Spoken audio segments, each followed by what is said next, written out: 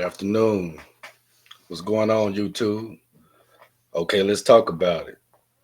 It's been a pretty enjoyable day, man. I can't really complain. I hope you're having a nice one. I hope your family's safe. Today, here in the Midwest, we're getting prepared for 8 or 9 inches of snow. Yesterday it was like 55 degrees. Now it's in the mid 20s. But anyway, that's neither here or there. Let's talk about something. Being out today on my journey, I stopped at a few places. I stopped at Walmart. I always stop at Walmart, but I stopped at a few places, and I ran into a few people and I had some conversations. Regardless of how you think or what you think about the world, the last 2 weeks are different. Now we got, Mr. Stump. Yes, I said Stump. He's in office, right? But I had a conversation with a friend of mine from home, and it made me think about some other things other than myself. We have different people of different ethnicities that live around here. And then deep in Kansas City, you get Africans, Koreans, Ukrainians, Cambodians, Laotians. Man, it's a different dynamic. But about a week ago, well, last Monday, this what was going on in my city. Kansas City Hispanic businesses, they closed a nationwide protest of Trump's immigration. Now I thought it's needed with how he's been handling himself and how different approaches towards things. People are scared, people panic, and yes, it was a pump move because ICE is working to me as they always have. But the way the propaganda has been and how they scare people, I can't lie, man. I feel for those people because over where this was held in a part of Kansas City, Kansas called Central. I actually went to school, across the highway from there, and I live maybe 6 blocks north from this area of town. And when you're living in the inner city, you run into this. You know what I mean? And when I say that, I mean I grew up with Hispanic people. I moved back to Kansas City in the 6th grade. Before then, I spent time in Texas, in Houston, Texas. But in the 6th grade, I went to school with a lot of Cambodian brothers and a lot of Hispanic people. And in this part of town, it's called Central, where they have their own community. They're built strong, and it's generations of families. My best friends actually stayed down the street near the churches. And so let's get into this. I'm just running my mouth. DC Let's get area into this. metro, Hispanic-owned businesses closed their doors on Monday to stand with a nationwide protest, a day without immigrants. For the entire day, the Latino community didn't go to work, they didn't go to school, and they didn't buy anything for Un Día Sin Inmigrantes. Southwest Boulevard always welcomes customers to its many Hispanic restaurants and shops, but on February 3rd, guests found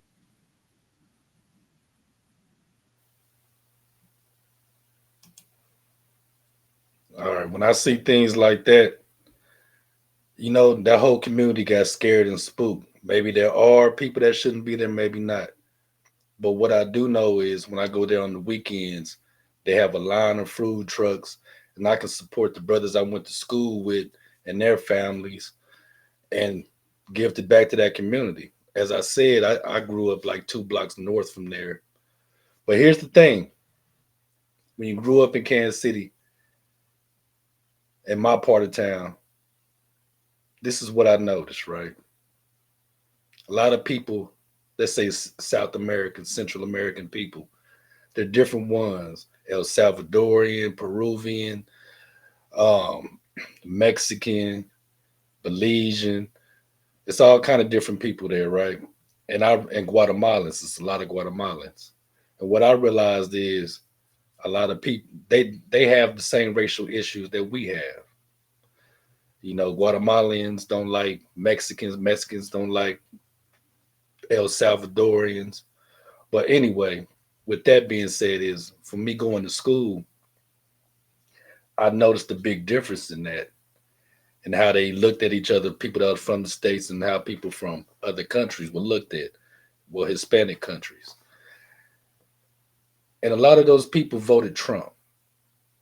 A lot of people I went to school with, and this is the dynamic of living in Kansas City, right? You grow up in Kansas City. You either go when you get to college, you either go to KU, K State, or Mizzou. And a lot of Mexican families have, or Latino families have followed that tradition, and they look down on the ones from their home country. It's a weird dynamic, and they also look down on black people. And it's strange because we have these relationships and we talk.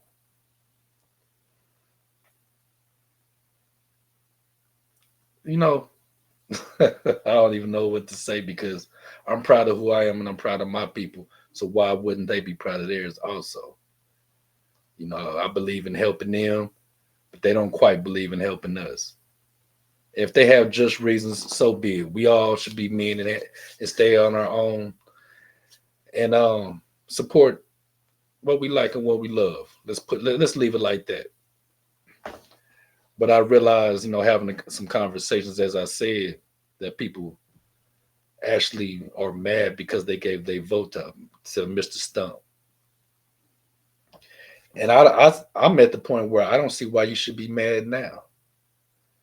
All these vast changes and all these scare tactics, things that didn't happen, now they're more aware and more knowledgeable and want to speak up.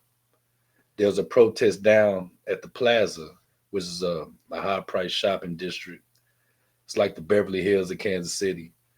And it was a peaceful march, and I was proud to see them brothers down there.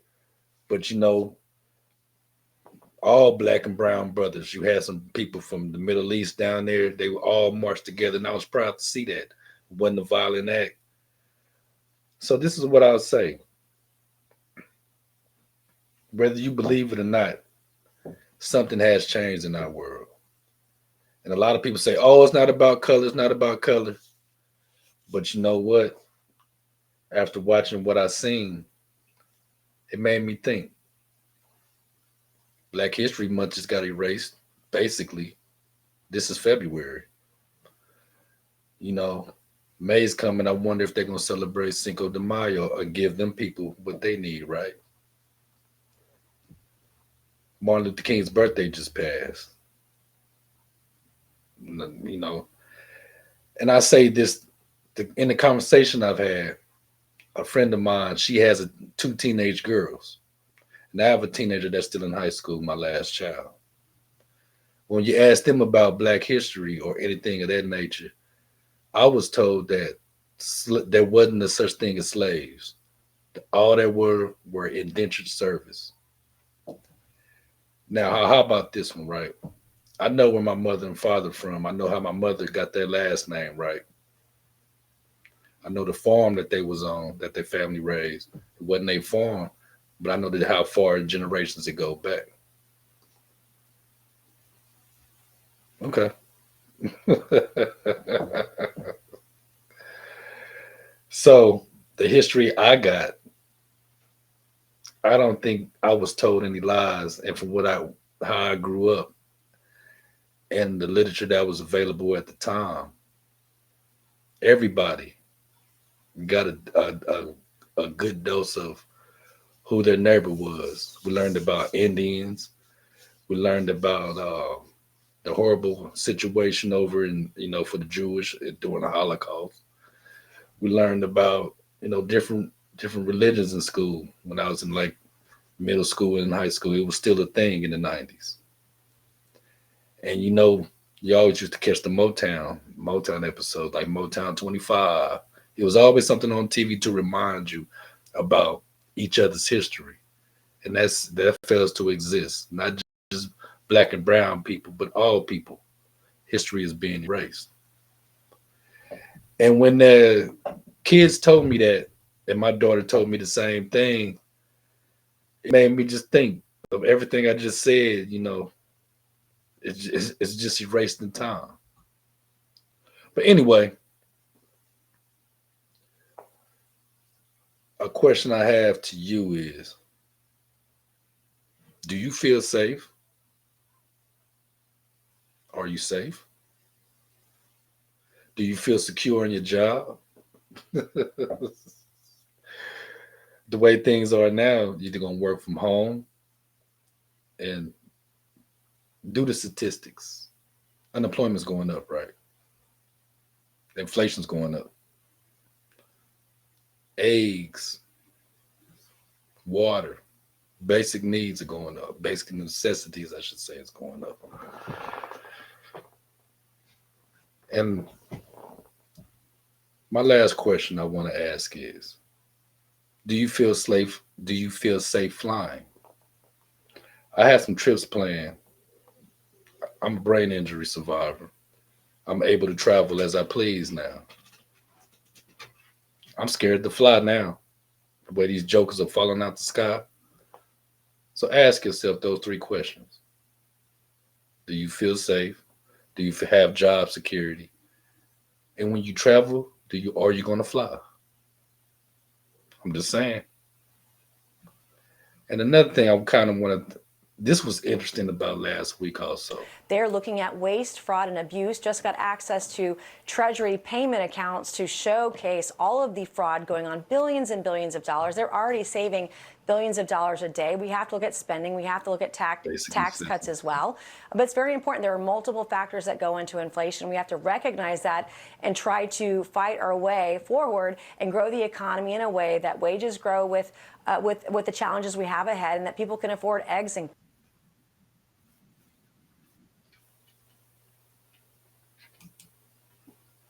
Now, when you look at that, how do you feel? Regardless of what you think, and I keep saying that because this is very serious, right?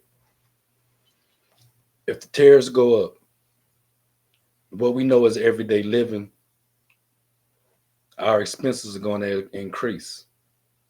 Okay. How about this? This is a better situation. For you to understand me, let me talk your language. If DH Gate, Temu, or Sheen, they sell everything for dirt low prices. When them prices start going up, you probably won't notice. It's going to be a little more in shipping too. And it's going to add up. The more you order, the more it's going to be. So when you ask yourself who's really going to pay for these tariffs, do your research. Because I think you and I may be the ones paying behind this. I do international business, so there we are. Bam. And it's a cold game. It's a cold game.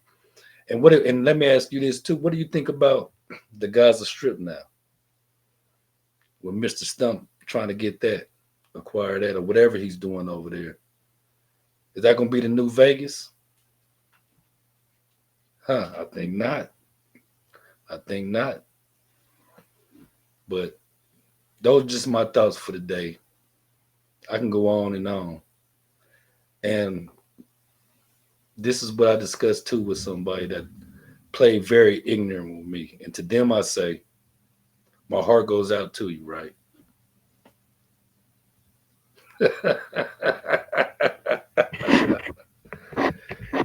Yeah, man. We talked about it. Jeffy, I am. Hit that like and subscribe. And in a minute, we'll talk again. In a minute. Yeah.